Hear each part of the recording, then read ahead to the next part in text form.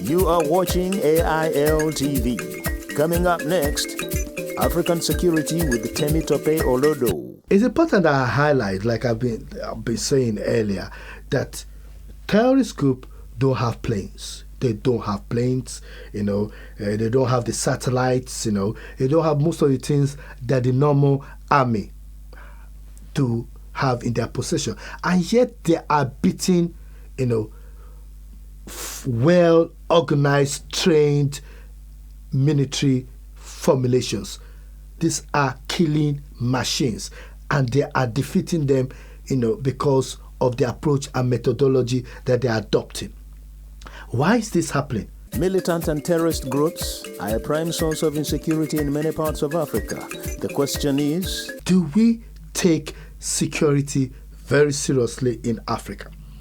And now, if, God forbid, there is a bomb blast, in Westminster or on the street of New York, everyone from the president to the prime minister to the opposition party, every one of them will be singing from one tune, from one point. They'll all come together, they'll all sit down around the table and look at how to solve the problem. It seems to have a different approach in Africa, where it becomes a political issue, football, where the opposition is blaming the main party is blaming the opposition, even before the security services are able to ascertain who is responsible, and this is what terrorists are playing on. So the question is, are we taking security seriously? Based on my skill set, my understanding of security issues, having worked within the security services for some time, and having gained and read, just like yourself, a lot of articles and journals on this issue, I've come to realize that it seems as if lessons learned from other terrorist attack are not been embedded. So if you look at the incident in Kano, where a lot of people died when a motor park was bombed, few years after or few months after, the same incident happened again in Abuja. Many people were killed. And so a few weeks ago, what happened? Also a few days ago, actually, a same marketplace was bombed in Maduguri. And the question then is it not the same security services that are responsible for the protection of life? Why is it that lessons learned for all those security incidents have not been embedded? The same thing happened, with the viewing center, happened in Uganda during the World Cup a few years ago. In fact, 4 years ago, and I wrote about it 10 days before, and I said the same incident is going to happen in Nigeria, and it happened. Similar incident. Why is it that the security services are not evolving with the trend as the terrorists are changing their mode of attack? Why are the security services as if they are one step behind them? And these are questions that are so worrying. We need to change our approach. And I'm using this segment to appeal to our leaders, from all spectrum, that we all need to come together and address the issue of terrorism, because what affects one affects all. The terrorists do not care whether you're black, white, green, yellow, or blue. Once they plant that bomb, they're going after anybody there, and they're willing to die in it. And the question then is, how could we change things? How could we make things work better? The first approach that we need to adopt is we need to have what we call an urban security strategy.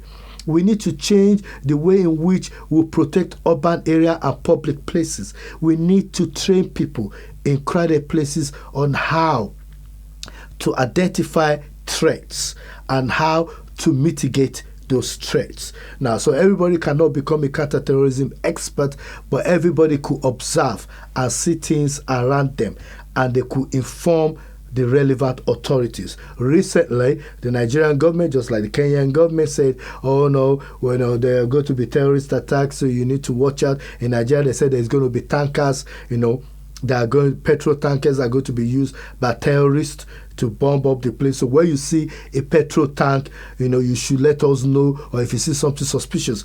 Are people going to walk onto the street when they see a petrol tank and say, "Hey, Mr. Petrol driver, tank driver, stop! We suspect you to be a Boko Haram member or a Shaba." No, it's not going to work like that. And the question then is, what are the police doing to engage with people, to train them or to equip them on what they need to know, how they need to react during a terrorist attack? These are issues that we will be addressing, and we need your help to deal with that, because it's not just about preventive terrorism, it's about protective terrorism, and it's also about preparatory terrorism, because when the incidents are occur, a lot of life could be saved if every one of us understand how people need to be held or how people need to be treated during a terrorist attack.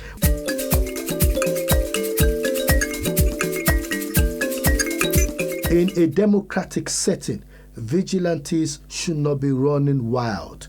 Now, if you have an effective democratic system, you must have the police, the military doing their job. Could you just imagine the UK government or UK police or the US or Canadian allowing people to run riot on the street saying they're looking for criminals? It's not allowed. There is what we call citizen arrest, and that is acceptable. But from getting yourself into a group and going about not addressing human,